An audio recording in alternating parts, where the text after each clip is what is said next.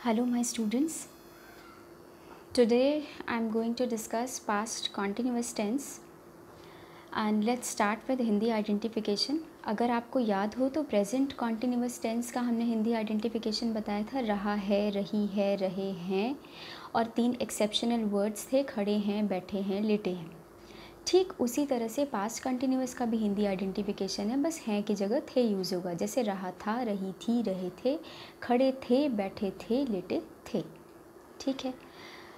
और अगर हम सबसे पहले बात करें पास्ट कंटिन्यूस में अफर्मेटिव सेंटेंसेस की, तो आप स्ट्रक्चर लिख लें.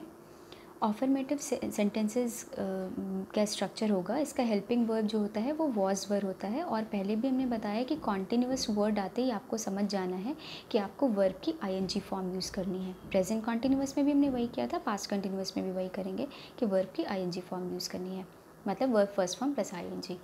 तो अफर्मेटिव सेंटेंसेस जो होंगे उसका स्ट्रक्चर होगा सब्जेक्ट प्लस वॉज वर्ब, मतलब दोनों में से कोई एक, और WERE that is not where. Where मतलब WHERE, उसका मतलब होता है कहाँ, वेयर आर यू गोइंग.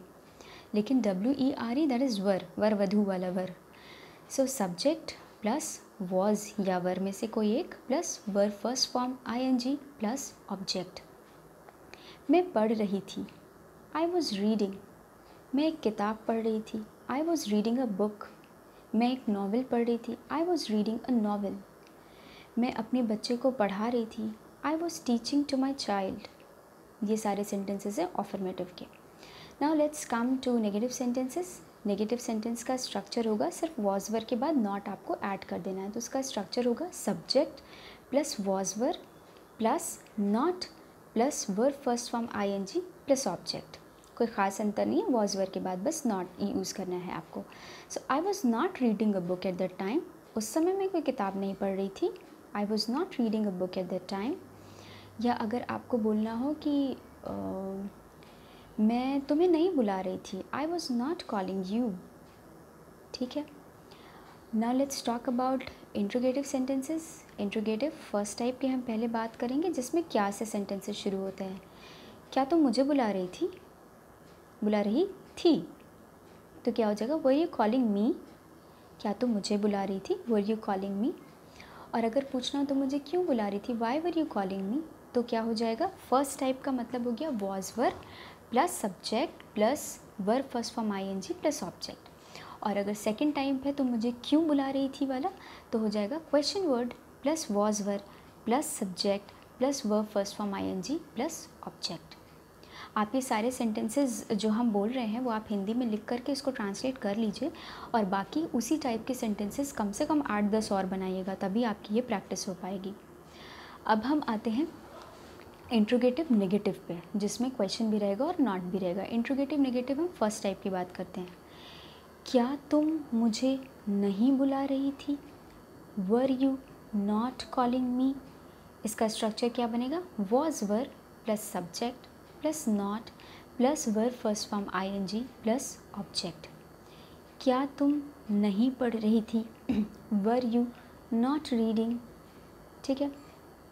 और अगर हम सेकेंड टाइप की बात करते हैं तो सेम स्ट्रक्चर रहेगा, बस आपको क्वेश्चन वर्ड उसके पहले ऐड कर देना है. Question word plus was verb plus subject plus not plus verb first form ING plus object. Y were you not writing in your fair notebook. तुम अपनी फेयर नोटबुक में क्यों नहीं लिख रही थी. Y were you not writing in your fair notebook. ठीक है. और वो जो खड़े हैं, बैठे हैं, लेटे हैं और खड़े थे, बैठे थे, लेटे थे वाला एक्सेप्शन है. अगर किसी को हमने बोलना हो कि हमने तुम्हें कल वहाँ देखा था, तुम वहाँ क्यों खड़ी थी, क्यों खड़ी थी. प्रेजेंट कॉन्टीन्यूस के सेंस में तब आएगा जब क्यों खड़ी हो, और पास्ट कॉन्टीन्यूस के सेंस में तब आएगा जब क्यों खड़ी थी. तो अगर ये पूछना है तुम वहाँ क्यों खड़ी थी, तो हो जाएगा why were you standing there. There not there. ठीक है. सो और अगर क्वेश्चन वर्ड तो खैर हो ही गया, वाई से यूज़ हो गया तो okay. I think we have completed it past continuous tense. आप आराम से स्टेप बाय स्टेप सीखें. वीडियोज़ आपको आगे भी मिलते रहेंगे. In the next video I will be talking about past perfect tense and then past perfect continuous tense. and keep learning and be in touch. Thank you for watching it.